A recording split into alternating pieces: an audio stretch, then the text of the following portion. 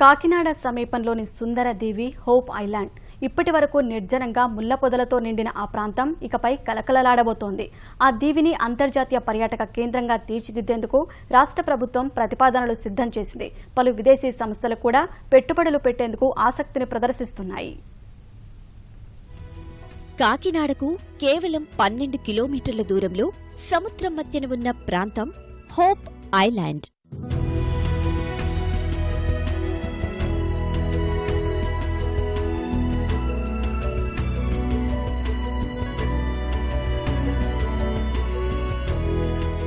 పద్దెనిమిది కిలోమీటర్ల పొడవు, 500 మీటర్ల వెడల్పుతో 2500 ఎకరాల్లో విస్తరించి ఉంది.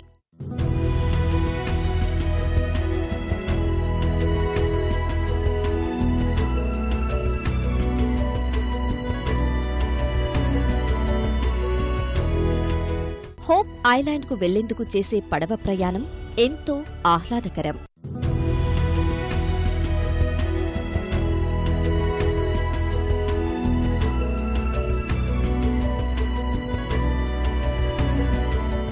వైవిధ్య జీవజాతులకు నిలయం ఈ సుందర దీవి.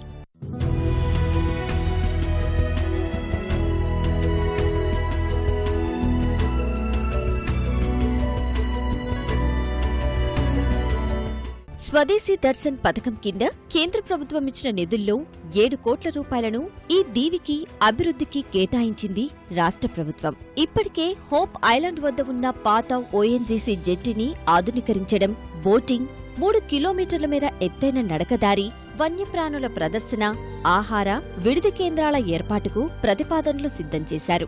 హోప్ ఐలాండ్లో పెట్టుబడులు పెట్టేందుకు విదేశీ సంస్థలు కూడా ఆసక్తిగా ఉన్నాయి. వన్యప్రాణి సంరక్షణ కేంద్రంగా ఉన్న హోప్ ఐలాండ్లో నిర్మాణాలకు అటవీశాఖ అభ్యంతరం చెబుతోంది. అందువల్ల ఆ శాఖ పర్యవేక్షణలోని పర్యాటక పనులు చేపట్టనున్నారు. అది వైల్డ్ లైఫ్ శాంచురీలో ఉంది. అందువల్ల మనం ఈ ఫండ్స్ అన్నీ కూడా వాళ్ళకే రిలీజ్ చేస్తున్నాం. అయినప్పటికీ కూడా ఇంటర్నేషనల్ స్టాండర్డ్స్లో అవన్నీ డెవలప్ చేసి తద్వారా ఎక్కువ మందిని పర్యాటకుల్ని మనం అట్రాక్ట్ చేసే విధంగా అటు ఫారెస్ట్ డిపార్ట్మెంట్ వాళ్ళని, ఇటు మా టూరిజం తరపుని అందరినీ కూడా కోఆర్డినేట్ చేసి అది మంచి అద్భుతమైన పర్యాటక కేంద్రం కింద మనం తీర్చిదిద్దాలని ప్రయత్నిస్తున్నాం. ఈ దీవిలో ప్రస్తుతం 67 మత్స్యకార కుటుంబాలు చేపల వేట సాగిస్తున్నాయి. ముళ్ల పొదలు తప్ప ప్రస్తుతం ఇక్కడ ఏమీ లేవు. ప్రాజెక్టు పూర్తయితే పర్యాటకులకు ఈ ప్రాంతం స్వర్గధామంగా మారుతోంది.